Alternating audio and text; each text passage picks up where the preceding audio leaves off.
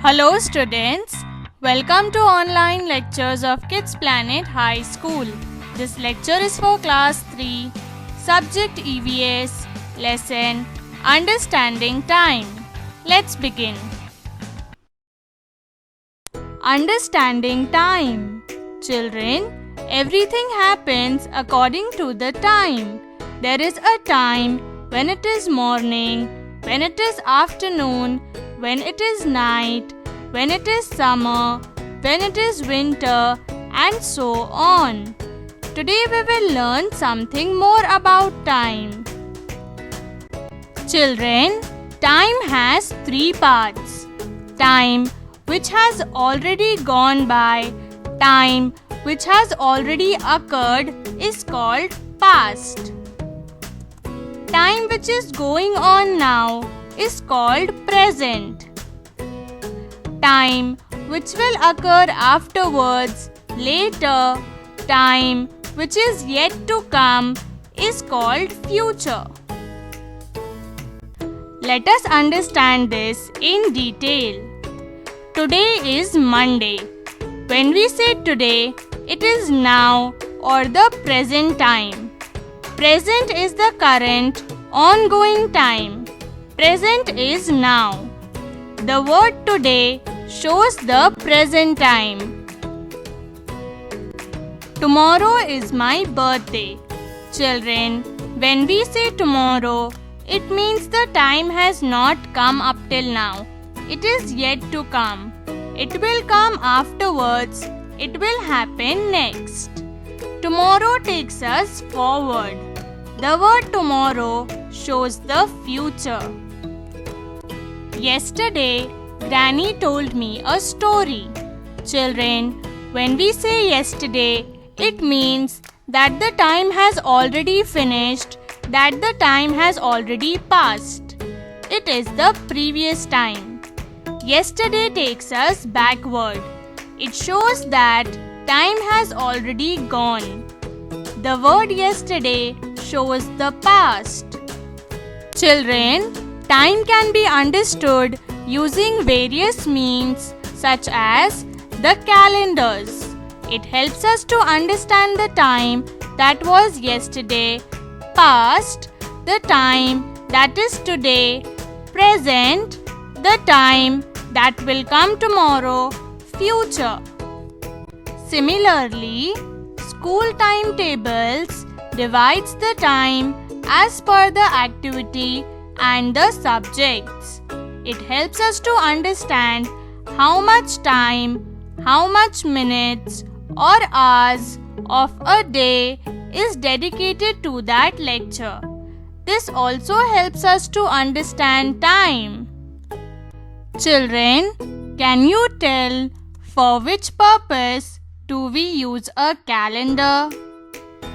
Children, we use a calendar to understand about the past, present and future day, month and year. It is used to understand the time in which we are living. Children, when and why do you turn the page of a calendar? Children, we generally turn the page of a calendar when the present month ends and a new month begins. What do the numbers in a calendar tell us? Children, the number tells us about a particular date in a month. Every month in a year is divided into 30 or 31 days except the month of February. It has 28 or 29 days, and each day of a month goes on in a sequence of numbers like 1, 2, 3, etc. These are the dates of a month. Like today's date is 26. Children, it is important to understand time for studying history. History is the time and events of the past. Things that have already happened in the past. Certain things have happened in a certain time in the past. To understand it better, we need to understand the time in which it took place. Sometimes, when we dig a ground or when we dig the foundation of a building, deep in the ground, we find old statues, old coins, shards of pottery. Shards of pottery are the broken pieces of pots and dishes made up of clay or mud. These things are taken to the laboratory and studied carefully after brushing and cleaning them. With these studies, we understand about the time period to which they belong. For example, the time of Shivaji Maharaj was different. The time today is different. The things used in those times and the things used now help us to understand the difference in time. Let us take an example of a newspaper. Today's newspaper becomes old tomorrow. But children, what will happen if we cannot remember a particular fact and we want to know about something that has happened yesterday? We will search through old newspaper to find the information we need. This means that what happens today becomes history tomorrow. This means that today's newspaper will tomorrow become an important means, an important source of getting to know history, getting to know something that has happened in the past. How do we measure time? How do we calculate time? To understand time, we divide it into seconds, minutes, hours. This is a digital clock.